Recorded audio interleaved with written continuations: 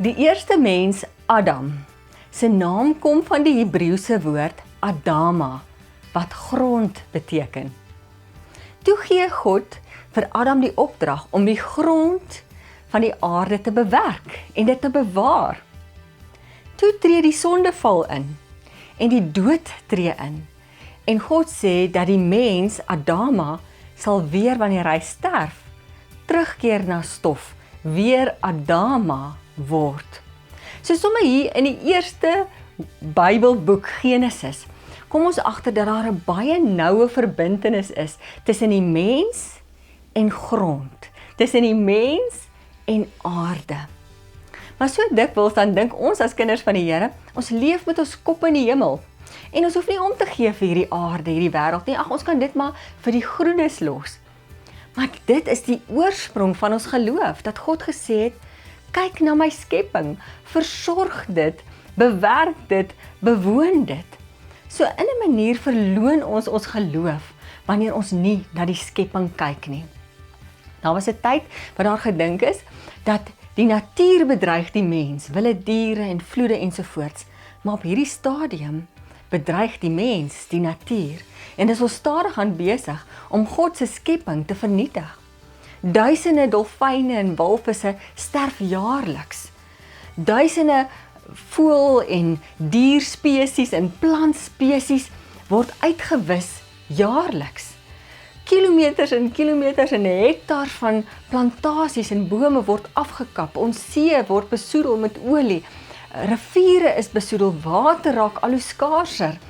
Ons myn die aarde stikkend, want ons wil net meer en meer hê. Ons het hierdie ding van om groter te raak en ons ambisie is besig om die skepping te vernietig.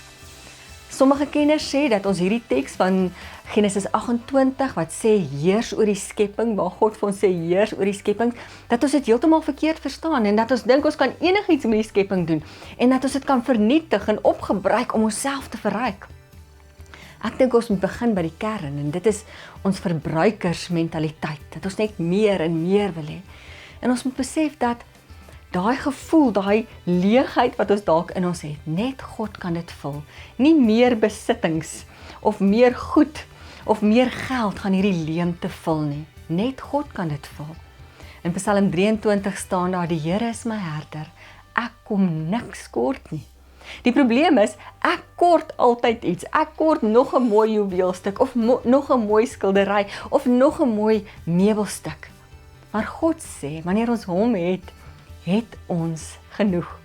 Daar's 'n oulike staaltjie wat vertel van hierdie vlieënier en die vliegtuig se engine slaan aan die brand en gelukkig daar's net 7 passasiers op die vliegtuig en hy het 7 valskerms en hy begin die valskerms uitdeel en die eerste passasier sê, maar ek wil graag 'n rooi valskerm hê. En die vlieënier sê, wat verstaan jy nie? Gee nie om wat die kleur is nie, jy het die valskerm nodig, dis al wat jy nodig het. Die volgende persoon sê, ek wil net 'n ou naarpilletjie hê, ek het bietjie hoogtevrees. Hy sê, wat verstaan jy nie? Al wat jy nodig het is die valskerm. En so gaan een passasier na die ander na hom toe en hulle het hierdie versoeke en hy sê, mense, wat julle nodig het is die valskerm en dis genoeg. En wat die woord van God ook sê is dat ons hom nodig het en dat dit genoeg is. Om groener te leef en om die natuur te bewaar, dit gaan iets van jou vra. Ons geloof vra iets van ons. Nou, dit vra opoffering. Maar doen dit, kom ons bewaar hierdie pragtige skepping wat God vir ons gegee het, ook vir ons nageslag. Dis eenvoudige goed wat ons kan doen. Stel jou warm water toestel 'n bietjie laer en so gebruik jy minder krag. Leer jou kinders om te recycle, so red jy nie net die aarde nie, maar jy help ook jou kinders om hulle karakter te bou. Gebruik minder gifstowwe wat die water en die aarde besoedel. En op so 'n manier spaar ons en red ons en beskerm en bewaar ons hierdie skepping. Leef ons hierdie opdrag uit wat God vir ons gegee het, dat ons na sy skepping moet kyk, dit moet bewerk en bewaar, ook vir ons nageslag.